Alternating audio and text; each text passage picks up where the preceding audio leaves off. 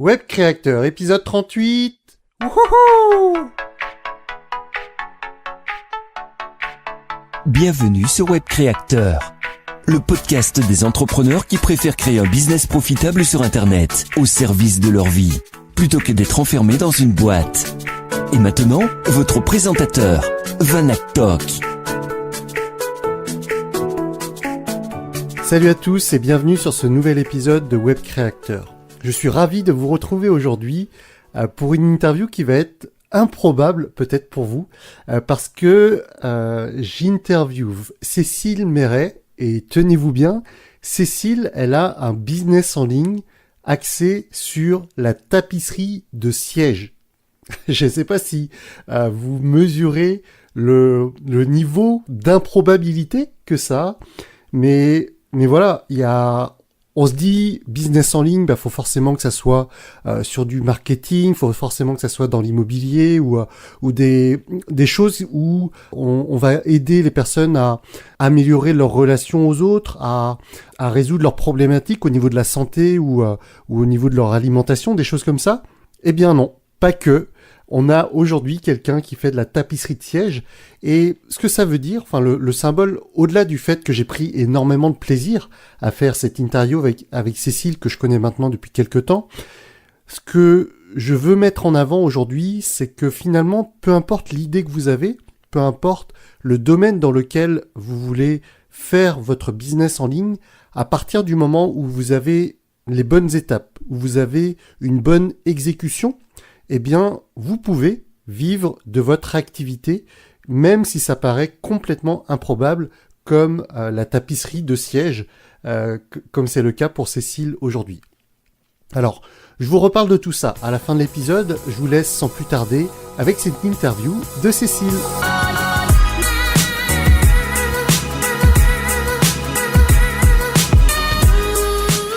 Salut Cécile, comment tu vas aujourd'hui ? Bonjour Vanak, ça va super, merci beaucoup. Écoute, je suis ravi de t'accueillir sur ce podcast. Est-ce que tu peux te présenter en quelques minutes pour les personnes qui ne te connaîtraient pas ? Bien sûr. Alors je m'appelle Cécile Méret, je suis artisan d'art tapissier depuis à peu près 20 ans. Et non seulement je conçois, donc je restaure des fauteuils, mais je conçois aussi des sièges contemporains. Mais la plus grosse partie de mon activité est la formation. Je suis coach en tapisserie de siège et j'ai créé un programme d'accompagnement qui permet d'aider les femmes à donner du sens à leur vie et à développer leur capacité artistique à travers la tapisserie de siège. Voilà. Et les gens vont se dire, mais pourquoi est-ce que Vanak a choisi Cécile sur le podcast Web Créateur ? En fait, ce que je trouve génial avec ce podcast, c'est que ça me permet d'interviewer plein de parcours différents, des profils d'entrepreneurs différents. Et c'est vrai que je trouvais ça intéressant d'avoir, parce qu'en fait, on se connaît au travers de ce qu'on appelle un incubateur. Donc, on est tous les deux chez Romain. Et en fait, je trouvais ça génial d'avoir une entrepreneur qui est pas dans un business que en ligne, qui est pas que dans le web marketing et qui derrière a une vraie activité manuelle qui regroupe des vraies personnes autour de vrais objets et c'est pour ça que je trouvais ça intéressant de développer la chose avec toi. Et comment est-ce que tu es arrivé à ce métier ? Est-ce que tu as toujours fait ça ? Alors oui, moi j'ai toujours fait ça. J'ai fait des études à l'école des Beaux-Arts de Rennes. Ah, tu savais que j'étais à Rennes ? Ouais, je sais que tu es à Rennes. Okay. Voilà, moi, j'ai passé 6 ans à Rennes, aux Beaux-Arts. Et donc, j'ai eu une formation artistique très intellectuelle et conceptuelle, à la suite de laquelle j'ai voulu transcrire tous ces concepts que j'avais développés sur des objets parce que ça me paraissait plus facile à vendre que de vendre des concepts. Et du coup, j'ai commencé à chercher le moyen de faire des objets qui seraient des objets un peu comme des sculptures, entre la sculpture et l'objet fonctionnel. Okay. Et naturellement, de fil en aiguille, j'ai rencontré des gens qui faisaient de la tapisserie de siège. Et un jour, je me suis dit, c'est exactement ça. Les fauteuils, ça s'habille. Et moi, je faisais des installations éphémères dans les lieux, dans les espaces. Et à chaque fois, ça disparaissait. Et c'était des installations géométriques en papier que je collais sur les murs. Donc voilà, une fois que l'expo était terminée, on démontait tout. Puis il y avait plus de traces, de mauvaises photos parce que je faisais des mauvaises photos. Okay. Et du coup, j'étais très frustrée. Et je me suis dit que j'allais utiliser les fauteuils comme un volume de sculpture et réaliser des choses géométriques sur les sièges. Donc pour ça, j'avais besoin de faire une formation. Donc j'ai fait une formation. Et assez vite, je me suis installée pour faire de la vente, de la création de mes œuvres, en fait. Voilà. Et donc j'ai ouvert mon premier atelier en 2000, en juillet 2000. Donc ça fait 19 ans, là, cette année. D'accord. Et depuis, en fait, j'ai toujours été à mon compte, j'ai toujours fait ça. De la restauration et surtout de la création de sièges contemporains. Voilà. Okay. Et ouais, je t'en prie. Non, vas-y. Voilà, et petit à petit, j'ai développé ça. Et un jour, on m'a proposé de donner des cours. Alors, j'étais un peu surprise parce que moi, je pensais vraiment pas que je pouvais devenir prof, vu comme j'avais été nulle à l'école. Alors, c'est intéressant, ça, c'est… donc, t'avais ton atelier où tu faisais de la restauration, où tu faisais de la création. Exact, j'ai fait ça. J'avais un atelier à Strasbourg pendant 3 ans, puis après j'ai déménagé dans un petit village en Alsace-Bossu.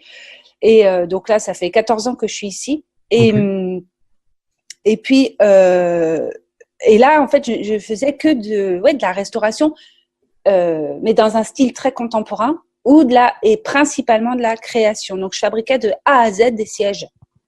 Je les dessine et je les fabrique. Ok.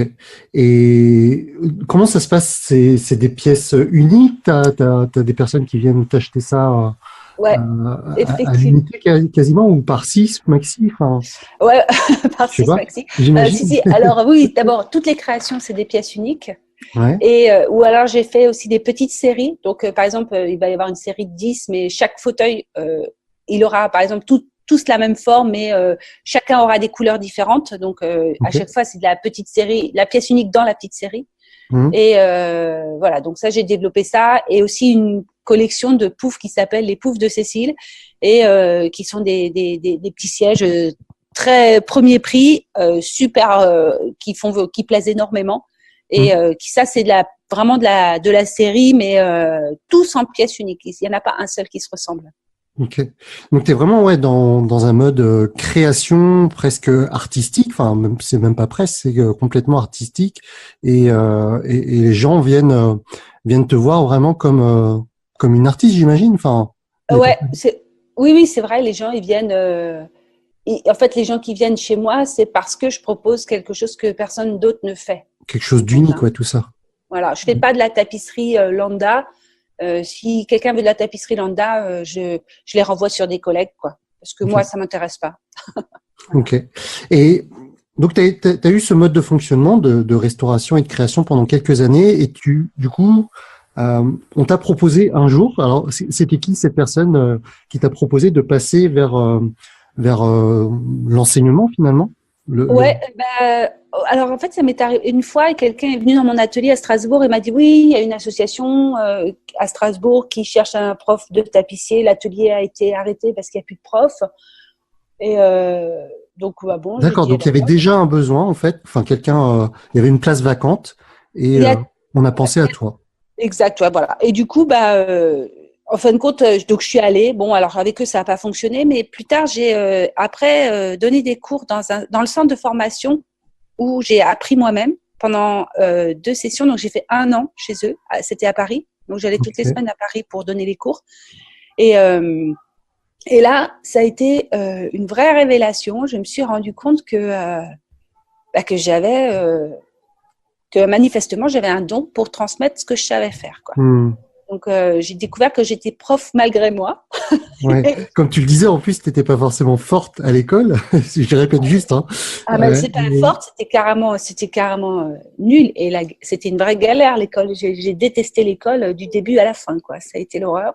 Et c'est fou comme quoi, quand tu te retrouves dans un domaine qui te passionne, finalement, l'envie de transmettre et puis le goût de transmettre peut arriver vite, quoi. Ouais, en fait, c'est-à-dire que, je sais pas, j'ai dû développer des choses. Comme moi, j'ai eu tellement de mal que je comprenais pas ce qu'on me disait, ce qu'on me demandait à l'école. j'ai cherché tout de suite à adapter mon vocabulaire et mes explications à chaque personne. Et du coup, je sais pas, ça fonctionne très bien parce que je me contente pas de dire les choses à ma manière. Si je vois que la personne comprend pas, moi, ce que je veux, c'est qu'elle réussisse. Et du coup, il faut que je trouve le moyen. J'ai la responsabilité de trouver le moyen qu'elle comprenne ce que je lui dis, quoi, et qu'elle y arrive. Donc, voilà. Je pense que c'est la façon la plus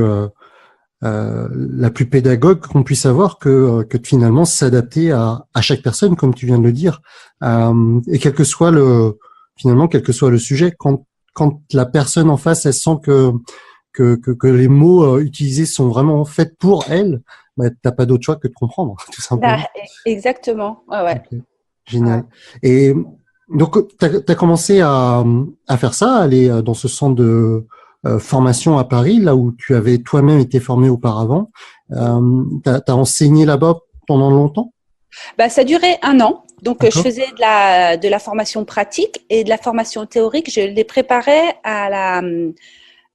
au passage du CAP et notamment à tout ce qui est théorie. Donc, histoire du style et toutes ces choses, tout ce qui est aussi sécurité, mais surtout histoire des styles pour la préparation du CAP en fin de compte.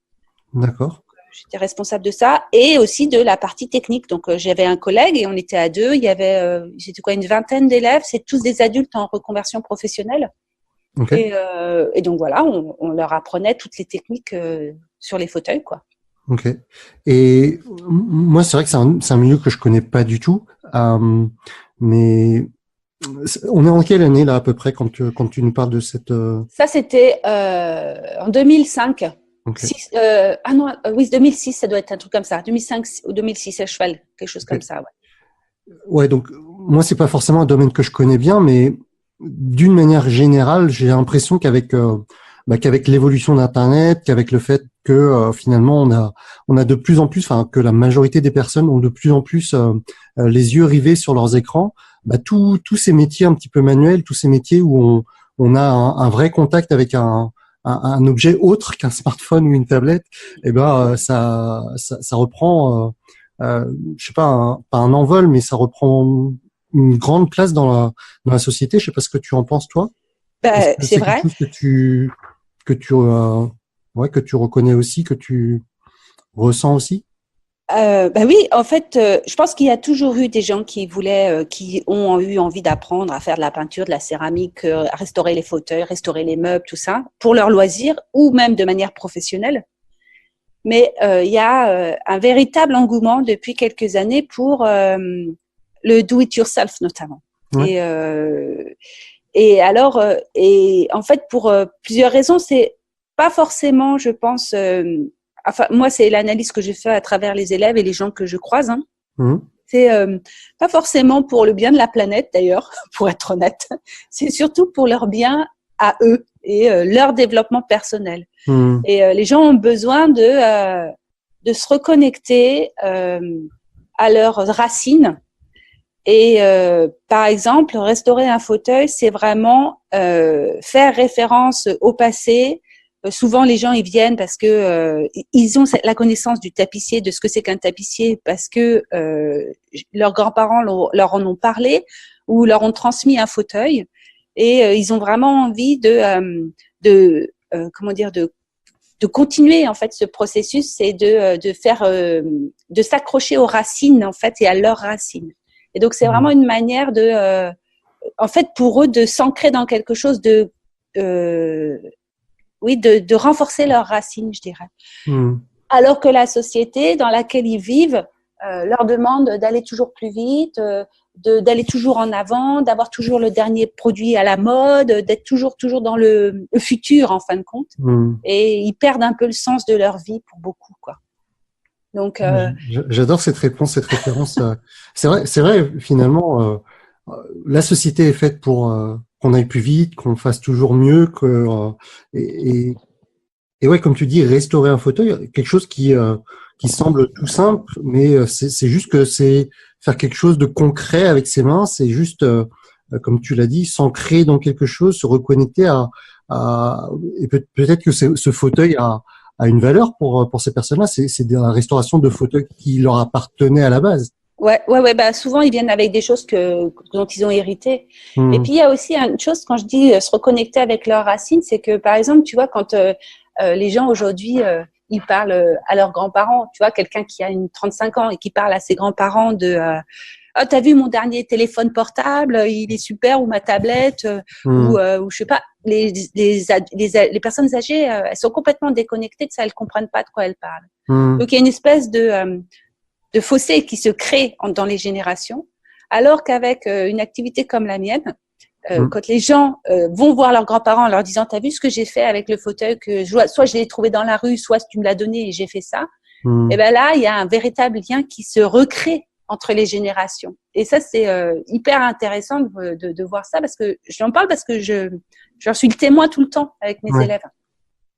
Donc, ouais, ça sert vraiment de connecteur finalement, ce qu'on dit entre notre génération et effectivement des grands-parents pour qui effectivement Internet, tout ça, ça a évolué tellement vite en si peu de temps que en 25 ans, ils sont complètement déconnectés et ils comprennent pas l'intérêt et exact. Complètement futile, virtuel, je sais pas. C'est quoi ouais, non, mais c'est vrai. Hein. Alors moi, c'est une analyse que je fais comme ça, assez compliquée, mais c'est vrai que les gens, quand ils viennent dans des cours, ils viennent de manière assez pratique. Je veux apprendre à restaurer les fauteuils, je veux le faire moi-même. Voilà. Mais finalement, au fur et à mesure que les heures évoluent dans les ateliers, il y a des tas de choses qui se passent, et ce dont je viens de te parler sur la reconnexion aux racines et tout ça, ça finit toujours par apparaître. Et donc, c'est assez rigolo, quoi. Il y a un vrai process de développement personnel qui se crée. C'est très intéressant. Ouais. Et pour le coup, tu es quand même malgré tout sur le podcast Web Créateur, parce que cette activité, pour évoluer, il y a quand même besoin d'un petit peu d'Internet. Hein. Et du coup, voilà. C'est quoi? Donc là, on était en 2005-2006. Tu interviens là sur la formation de d'autres personnes en reconversion professionnelle. Ton activité entre ce moment-là et aujourd'hui, comment est-ce qu'elle a évolué? Est-ce qu'il y a eu des évolutions notables, ou si c'est pas le cas, comment est-ce que tu vois ton activité évoluer dans les prochaines années, on va dire? En fait, depuis j'ai commencé à donner des cours, puis après, voilà, j'étais dans ce centre de formation. Après, j'ai commencé à donner des cours pour mon propre compte. Donc, j'ai créé des ateliers privés moi-même. D'accord. Et parallèlement, je faisais de la création. Je continuais la restauration en création, enfin, toutes ces choses-là que j'ai toujours faites. Et donc, comment ça se passait, des cours privés? C'est-à-dire que tu avais ton local à toi, ou tu louais un local et tu réunissais d'autres personnes pour apprendre à restaurer leur propre fauteuil? Exact, ouais, mais je le fais toujours. Hein, je loue des espaces, et puis et les gens viennent avec leur siège. On fait des stages de 3 jours. Et puis voilà, je leur apprends les techniques. Ils repartent avec des fauteuils terminés au bout de 3 jours. Enfin, je précise, hein, pour ceux qui ont envie d'en faire, en 3 jours, on peut faire des petits fauteuils, quoi. Donc, voilà.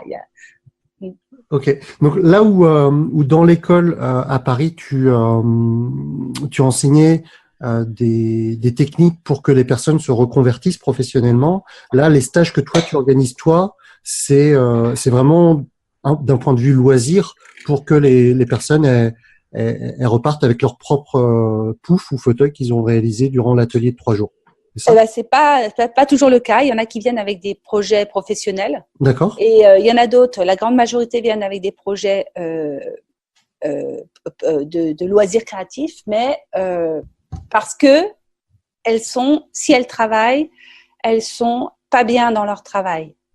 Et en fait, elles ont secret espoir de trouver quelque chose d'autre à faire, et donc elles viennent et elles reviennent. Et à un moment donné, ça devient évident qu'il faut qu'elles changent de métier, et que c'est ça qu'elles vont faire, quoi. Donc moi, je les accompagne dans leur changement de vie, en fin de compte. D'accord. Donc tu leur proposes quand même, au travers de tes ateliers privés cette fois-ci, la possibilité de se former à leur nouveau ou prochain métier. Exact. Ouais. Ok. Ouais. C'est quoi aujourd'hui je sais pas, est-ce que tu peux nous donner des chiffres de nombre de personnes que tu formes en loisir, et le nombre de personnes que tu formes La proportion? Ouais, à peu près.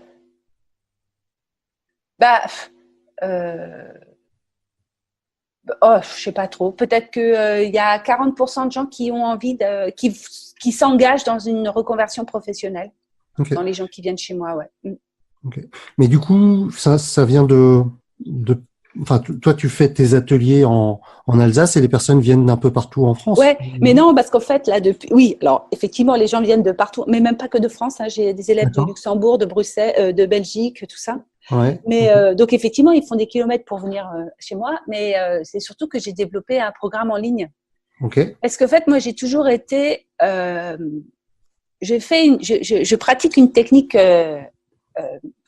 qui est vieille de plusieurs siècles. Mmh. Mais je veux qu'elle s'ancre dans le moment présent et voire même qu'elle puisse épouser l'avenir. Et du coup, j'ai toujours pensé que mes créations, y compris mes cours, devaient s'adapter au moment, à la situation aujourd'hui, quoi. Et donc, j'ai commencé à développer toute une formation et des programmes d'accompagnement en ligne, à distance.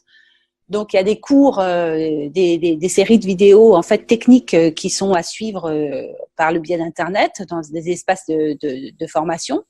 Et tout ça, c'est couplé avec des ateliers pour compléter les aspects techniques et tout ça. Parce qu'il y a beaucoup de choses en fait que l'on peut apprendre à distance si c'est bien enseigné.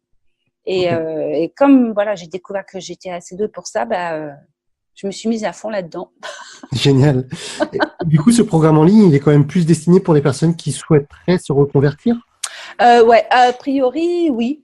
D'ailleurs, les personnes qui y sont ont des projets de reconversion, ou alors soit de reconversion, soit il y a des mères au foyer qui ont envie de créer une petite activité professionnelle complémentaire pour se faire plaisir, pour se valoriser, voilà. Donc c'est pas forcément pour gagner des 1000 et des 100, mais même en reconversion, hein, elles en ont soupé, celles qui sont en reconversion, elles ont gagné beaucoup d'argent, mais elles se sont rendues compte que c'était pas ça qui les rendait heureuses, qu'elles avaient besoin de plus de connexion avec la matière, et voilà. Du coup, elles font ça pour une reconversion, mais elles se disent pas qu'elles vont gagner des milliers, autant qu'elles vont gagner après, qu'elles ont gagné avant, mais peut-être pourquoi pas d'ailleurs, hein, c'est possible. Du coup, depuis combien de temps tu as ça de mis en place, ce programme en ligne? Alors, j'ai commencé ça, il y a ce vrai projet de formation en ligne, je l'ai commencé il y a 3 ans.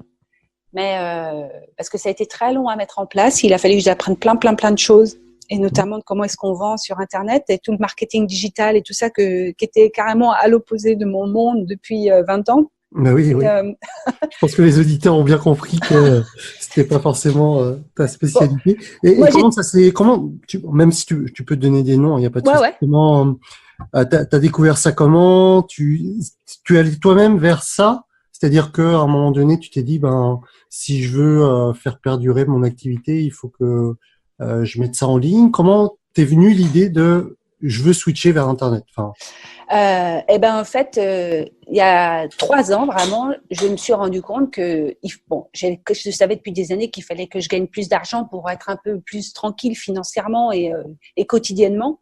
Mais donc, ça fait des années que je cherche le moyen de gagner de l'argent. Mais seulement le métier de tapissier, c'est un métier extrêmement physique et fatigant. Et du coup, on peut pas faire plus de fauteuils que le physique peut le supporter. Et donc, entre la fabrication de sièges et les cours, je devais faire beaucoup de cours et beaucoup de sièges, plus que mon corps ne pouvait le supporter. Donc, il fallait que je trouve un moyen pour transformer cette activité et en quelque chose de plus léger physiquement. Et donc, je sais pas. Je cherchais, et donc ça faisait des années, je réfléchissais à comment est-ce que j'allais faire. Et je me disais, il faut que j'écrive un livre, il faut que je fasse... Enfin, j'ai cherché par plein de trucs, des trucs plus traditionnels. Et puis un jour, je ne sais pas bien comment, je suis tombée sur des gens sur Internet qui disaient, vous pouvez vendre votre expertise sur Internet. Alors, je dis, ah bon, je peux... Comme ça, le tout premier, je ne sais pas qui c'était. Mais du coup, j'ai commencé à regarder un peu plus près. Et je me suis rendu compte qu'il y avait plein de gens qui faisaient ça. Et que par contre, en artisanat, c'était quasiment le grand désert. Il y a une dame aux États-Unis qui fait de la tapisserie de sièges. Mais c'est vraiment le gros. Aussi au Canada, il y a un monsieur qui fait de l'ébénisterie aussi. Mais en fait, en France, il y a personne qui fait ça, quoi. Et du coup, je me suis dit bon, mais c'est forcément possible. Donc, je vais commencer par, comme dans mes ateliers, en fait, mes élèves, avant de venir aux ateliers, ils avaient tout le temps les mêmes questions à me poser. Ouais. Je me disais, il faut que je trouve un moyen pour leur envoyer les réponses. À tout le monde. Ouais. Exact. Ouais. Et quand j'ai vu ces gens qui me disaient, tu peux te filmer et mettre ça sur une plateforme, et puis tes élèves, ils auront déjà ils auront accès à ton expertise. Je me suis dit, mais voilà, je vais filmer les premières étapes et puis je vais leur envoyer toutes les vidéos. Et je me suis dit, mais ça sera super. Je vais arrêter de répéter tout le temps la même chose. Ça sera super. Et quand ils arriveront dans les ateliers, leur fauteuil, il sera pas cassé, il sera bien préparé et on pourra vraiment arrêter de perdre notre temps. Ouais. Et donc, voilà, je me suis mise à faire ça. Et donc là, on est en 2015-16, c'est ça? Et ça, c'était à peu près 2015-16, un truc comme ça. Okay. Donc, j'ai un peu fait ça un peu à l'arrache. Et petit à petit, j'ai affiné en me rendant compte que je pouvais aller bien plus loin que ça. Et puis, j'ai un peu… tu me demandais qui c'est que j'avais suivi. Un peu n'importe qui, un peu tout le monde. Ça va leur faire plaisir. Non, je veux dire, n'importe qui. Qui c'est que je pourrais… En fait, je suis tombée un soir, je suis tombée sur une pub de Lorenzo Pancino et de Lorny Bob qui allait se lancer. Donc, c'est vrai que le tout démarrage, ça a démarré là. J'avais cette idée en tête, je me disais maintenant, comment je vais faire, quoi. Et voilà, et ce jour-là, il a proposé son truc. Je me suis dit, techniquement, c'est ce qu'il y a de plus simple. Ouais. Je ne sais pas si c'est bien ou pas bien, mais je me suis dit, c'est ce qu'il y a de plus simple. Donc, je suis allée au plus simple pour aller au plus efficace. Okay. Et donc, j'ai pris ça, j'ai suivi leur formation minimum. Et donc, c'est une petite formation, en fait, qui t'explique comment faire pour monter un premier projet. Donc, créer ton espacement, comment le mettre en vente, des choses. Et même, il crée une formation. Il te conseille sur comment est-ce que tu crées une première petite formation. Donc, voilà, tout ça, c'était bien puisque pour moi, c'était tout nouveau. Je ne savais pas ce que c'était qu'une promesse, ce que c'était que faire un tunnel, ce que c'était qu'un autorépondeur. En fait, tu vois, c'était vraiment tout ça, c'était le désert dans ma tête. Donc, voilà, ça a mis quand même 1 an et demi avant que je mette tout bien en place. Et puis, il y a 1 an et demi, là, je me suis dit, maintenant, faut passer à la vitesse supérieure. Et donc, j'ai commencé à regarder des gens qui étaient un peu plus avancés dans les techniques de vente. Et donc, il y avait… là, j'ai découvert des gens comme Alexandre Roth, Max Piccinini, des gens comme ça. Mais où il y avait aussi Margot Klein qui m'intéressait. Et puis, ces gens-là, voilà. Et en fait, il y a à peu près 1 an, tout à coup, en fait, je me demandais comment faire un tunnel de vente et je voulais avoir des renseignements sur les tunnels de vente. Et donc, je tape dans Facebook tunnel de vente. Et je tombe et me voilà chez Romain. Et là, en fait, très, très rapidement, en 24 heures, j'ai compris que j'avais trouvé la personne qu'il me fallait pour… qui parlait ma langue. Donc, tout à l'heure, je parlais, tu sais, de la manière de s'adapter aux gens. S'adapter aux personnes à qui tu enseignes des choses. Exact. Et en fait, j'ai trouvé chez Romain ma langue. Donc, j'ai compris que la manière dont il me parlait me correspondait. Et donc, voilà, c'est comme ça qu'après, j'ai fini par… voilà. C'était un peu long, toutes mes explications, mais… Non, mais je pense que c'est passionnant pour les personnes qui démarrent ou qui je suis sûr qu'il y a plein de personnes qui se demandent ok, j'ai une expertise, j'ai peur de la technique, j'ai peur alors quand je parle de technique, c'est la technique au niveau internet, au niveau de ce qu'il faut mettre en place. Et ce que ça montre, enfin ton histoire, c'est ça, c'est que finalement toi t'étais pas du tout imprégné de cette couche technique, de cette couche internet et tout, et que finalement en ayant l'ambition d'y arriver et en mettant en place les bonnes choses, on peut finir par y arriver, quoi. Oui, en fait moi alors j'étais pas imprégnée de la technique marketing sur internet, du digital, de la vente sur internet, je comprenais pas comment ça marchait. Et je voyais pas comment l'appliquer pour mon truc. Mais par contre, il y a quand même un truc que je veux dire, c'est que j'ai toujours adoré travailler sur l'ordinateur. Et moi, j'ai toujours dessiné tous mes fauteuils sur l'ordinateur et j'ai toujours aimé faire des trucs avec l'ordi. Donc, voilà, je fais des dessins, du montage. J'ai toujours fait ça avec les logiciels. Et donc, peut-être aussi que c'était pour moi plus facile que pour d'autres personnes, je sais pas. Mais ce que je veux dire, c'est la transition, elle est quand même possible lorsque l'on a un métier où complètement. Ou en plus, tu es obligé de te répéter sans arrêt. Et oui. Je pense que c'est l'exemple type, et ça s'adapte vraiment à n'importe quel métier, n'importe quelle thématique, n'importe quel domaine. Il y a forcément des choses que si vous le faites pas sur Internet, eh bien vous répétez probablement pas mal de choses, et ne serait-ce que ça peut valoir la peine de créer sa propre formation en ligne. Exactement. C'est vrai que cette histoire de répétition, les outils sur Internet, ça a été très salvateur parce que ça m'a libéré, mais énormément de temps. Okay. Et il n'y a qu'avec ça que c'était possible. Okay. Ouais. Donc là, aujourd'hui, ton programme en ligne, il est complètement finalisé. Comment est-ce que ça se déroule aujourd'hui? C'est jamais terminé. On a toujours envie de l'améliorer, donc en fin de compte, ça ne s'arrête jamais. Reste un même programme que tu mets à jour régulièrement? Ouais, c'est ça. Est-ce que tu crées d'autres programmes en plus? Non, pour l'instant, je suis concentrée. Depuis le mois de janvier, depuis que je suis entrée dans l'incubateur de Romain Collignon, je suis concentrée sur un seul programme. Okay. Et puis, je l'améliore, je le peaufine, voilà. Et je cherche la manière la plus intéressante et la plus optimum pour la vendre, parce qu'en fait, le plus dur dans tout ça, c'est de faire comprendre aux gens que c'est tout à fait possible de le faire à distance. Ouais. En fin de compte. Et c'est ça le plus difficile, quoi. C'est de faire comprendre que oui, il y a besoin d'un peu de technique et d'atelier, mais que, en fin de compte, tu vois, les gens, ils achètent des livres de tapisserie de siège ou alors ils vont dans des ateliers. Et moi, je propose en fait un mix de tout. Puisque c'est ce que j'ai demandé. C'est un programme en ligne avec un atelier au bout?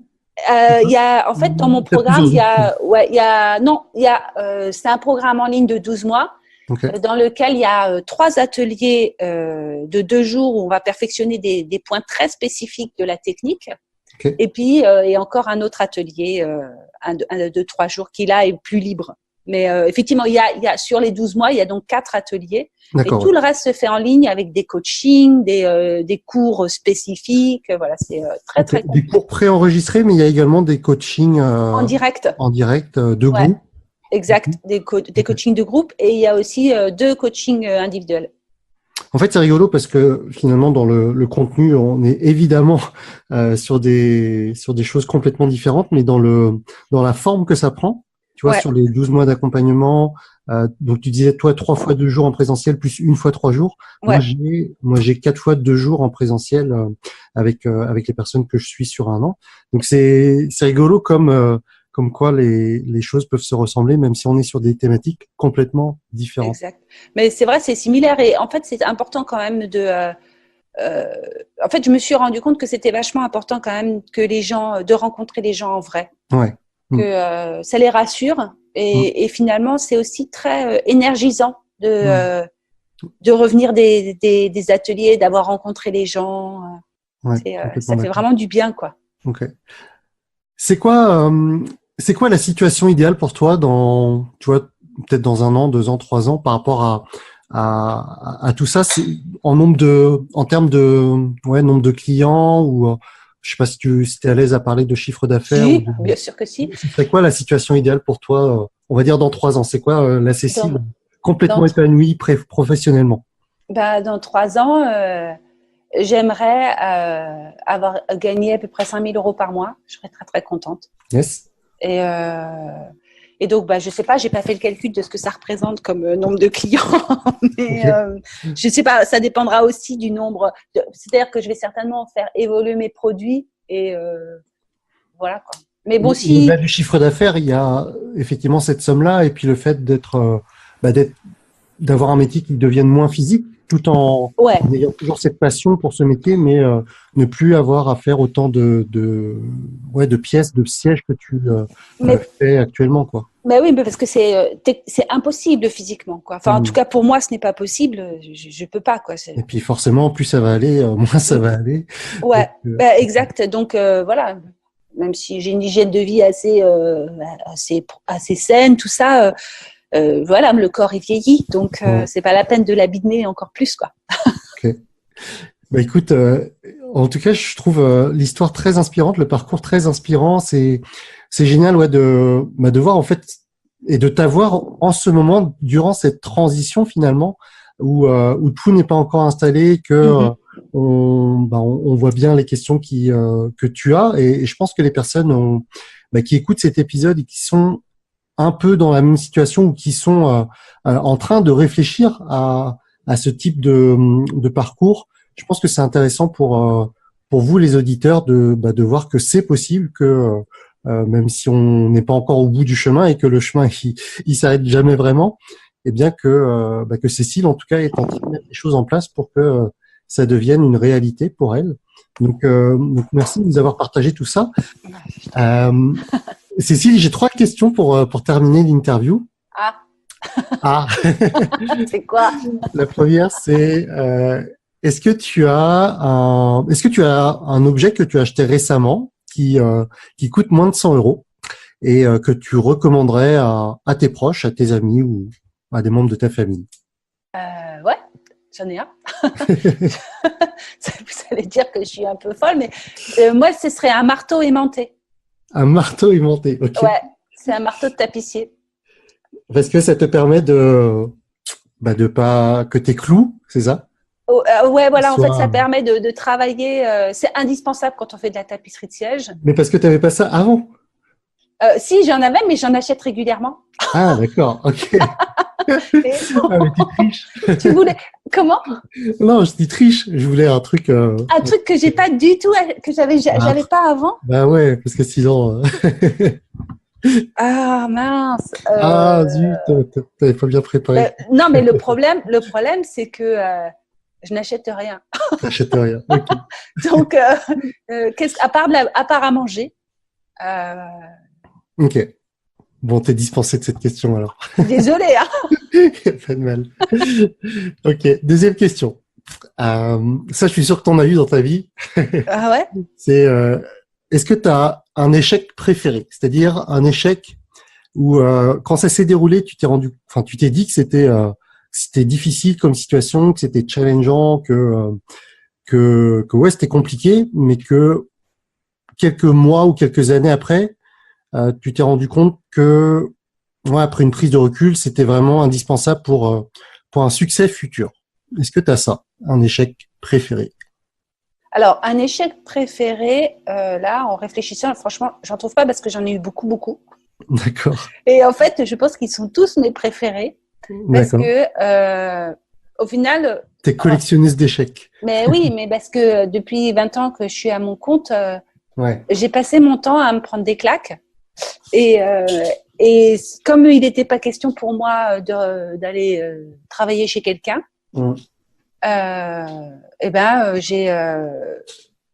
je suis toujours remontée à cheval, quoi. Je suis toujours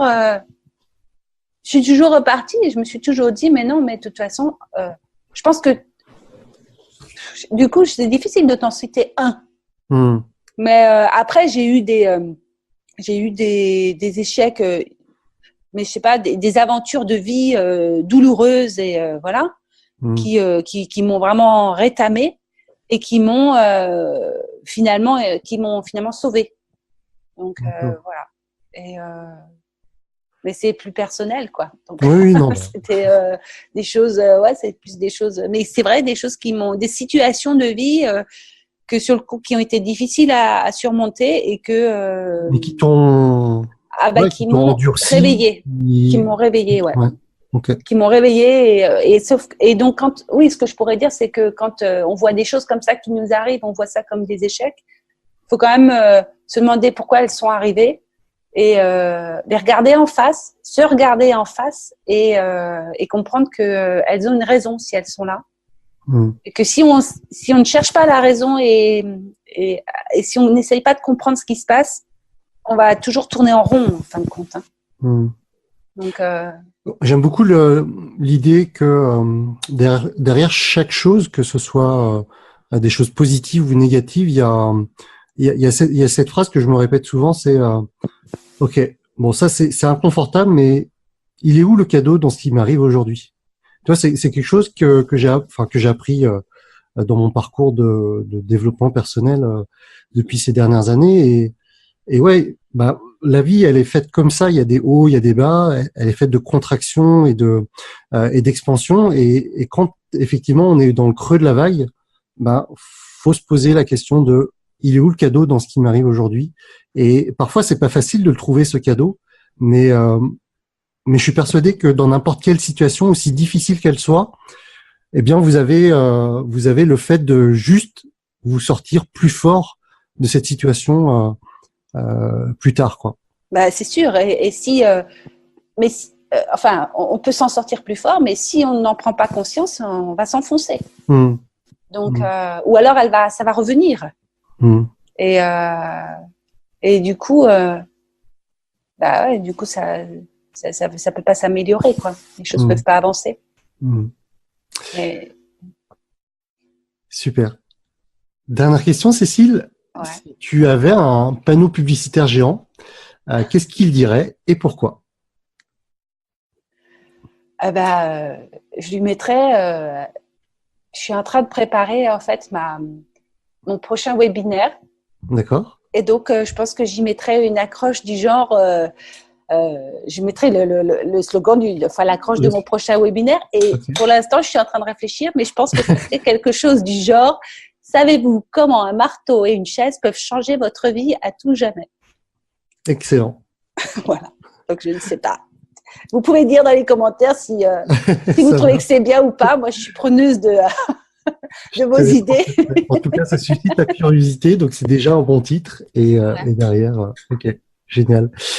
Super, Cécile. Est-ce que tu peux nous dire, nous donner les informations de si les gens peuvent ont envie de te contacter, sur quel site on peut te retrouver ou est-ce qu'on peut te retrouver sur Facebook, si tu as une chaîne YouTube, tu peux tout nous partager.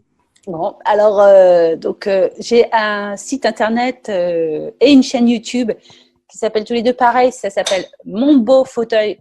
Donc le site internet c'est monbeaufauteuil.com. Alors je précise que beau s'écrit B-O. Ouais. Hein, comme beau, c'est beau. Donc mon beau fauteuil, tout attaché, mais B-O pour beau. Voilà, .com. Okay. La chaîne YouTube s'appelle pareil, Mon Beau Fauteuil. Okay. Et j'ai un groupe Facebook sur lequel je rassemble des amateurs de sièges et des gens qui ont envie de se faire du bien avec les marteaux et les fauteuils, qui s'appelle « Je rénove les fauteuils et j'adore ça ». Et donc, bah voilà, je vous encourage à nous rejoindre. Il y a des questions, vous répondez aux questions pour pouvoir rentrer. Ouais. Parce que comme ça, on voit si ça correspond bien. Et si on est fait pour s'entendre et tout ça. Et puis après, bah, on s'amuse. Ok. Donc, Mon Beau Fauteuil, BO pour .com pour le site et sur la chaîne YouTube, Mon Beau Fauteuil, et Je rénove les fauteuils. Et j'adore ça pour le groupe Facebook, pour les personnes qui seraient intéressées pour te joindre, Cécile. Je te remercie infiniment de m'avoir accordé de ton temps pour cette interview. C'était très agréable. Est-ce que tu as un dernier mot à nous partager? Vanak, tu me remercies infiniment, mais c'est moi qui te remercie infiniment. Franchement, c'était super sympa de me proposer cette interview. Je suis ravie d'avoir pu raconter ma vie. Et qu'est-ce que je peux dire aux gens? Juste faites-vous plaisir, quoi, et arrêtez de faire des choses qui vous font du mal. Et s'il y a une petite voix qui vous dit que vous auriez voulu faire ça et que vous n'êtes jamais donné l'occasion, la chance de le faire, eh ben, faites-le, quoi, et arrêtez de vous chercher des excuses, parce qu'en fin de compte, c'est vous qui avez les clés. Et tout est possible, même d'apprendre la tapisserie de siège en ligne. Donc, vous voyez, c'est vraiment, tout est possible. Super, génial, Cécile. Merci beaucoup. Je te dis à très bientôt et salut à tous.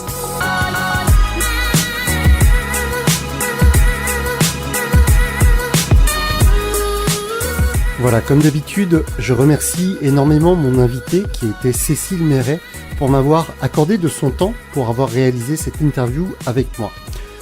Le message, ce que je vous disais en introduction, le message que je voudrais que vous reteniez, c'est que finalement, peu importe l'idée que vous avez, peu importe le domaine dans lequel vous voulez évoluer, à partir du moment où vous avez la bonne exécution, à partir du moment où vous mettez en place les étapes, les bonnes étapes pour faire évoluer votre business en ligne, eh bien, cela pourra marcher à partir du moment, effectivement, où vous avez également une vraie expertise et où votre offre va intéresser des personnes. Alors peut-être qu'aujourd'hui, vous en êtes à un stade où vous vous posez des questions sur votre idée ou sur comment démarrer. Je voudrais vous partager des critères pour évaluer le potentiel de votre marché.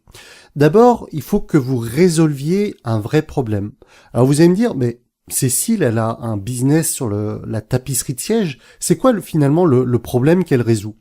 Eh bien, aujourd'hui, je pense que on en a parlé avec Cécile, mais aujourd'hui, je pense que les personnes sont de plus en plus dans le virtuel, sont de plus en plus sur Internet, sont de plus en plus dans un monde où elles manquent d'action concrète, et le fait d'avoir des ateliers comme ça dans la tapisserie de siège, mais finalement dans n'importe quelle activité manuelle, ça pourrait être de la cuisine, comme on l'a vu la semaine dernière avec Emmanuel Turquet, ça peut être de la peinture, ça peut être du dessin, peu importe, mais finalement les gens sont de plus en plus friands de ces activités manuelles parce que le monde est de plus en plus virtuel. Donc le vrai problème aujourd'hui, il peut être là par rapport à ces activités autour de l'artisanat, autour des activités manuelles. Ensuite, le deuxième critère, après le vrai problème, c'est est-ce que les personnes que vous visez ont des moyens pour vous payer et limite ont envie de vous payer pour les aider à résoudre leurs problèmes. Eh bien, justement, si c'est un vrai problème pour eux, si la personne, elle a besoin d'avoir une activité manuelle pour être plus dans la matière, pour se recentrer sur quelque chose qui finalement a une vraie forme matérielle, eh bien, oui, on peut trouver des personnes qui peuvent être intéressées par ça. Tout le monde ne va pas forcément l'être, mais peut-être qu'il y a suffisamment de personnes pour pouvoir vous payer pour ces choses-là. Et ça m'amène au troisième critère, c'est la masse critique.